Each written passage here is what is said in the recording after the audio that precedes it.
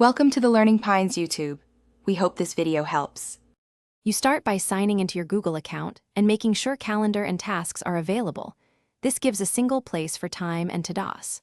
Once done, open Google Calendar in a browser or the mobile calendar app and reveal tasks in the side panel or separate tasks app.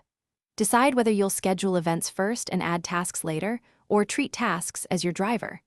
This choice shapes reminders, notifications, and how you slot work into free time. Now you'll create entries. Add events with clear times, guests, locations, and set notification lead times so you get prompts. Then create tasks, include due dates, and break them into subtasks for progress. Drag a task onto the calendar to reserve a slot. Make sure to use colors, separate calendars, or labels to differentiate work, personal, and high-priority items. That visual structure speeds decisions and prevents double booking. Once synced, changes update across devices automatically.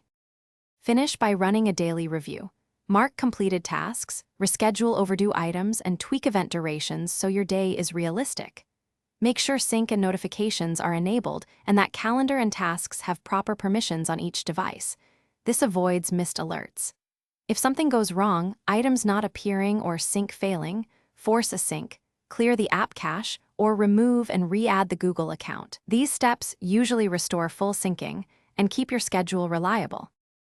Thanks for watching. Consider subscribing if we helped you.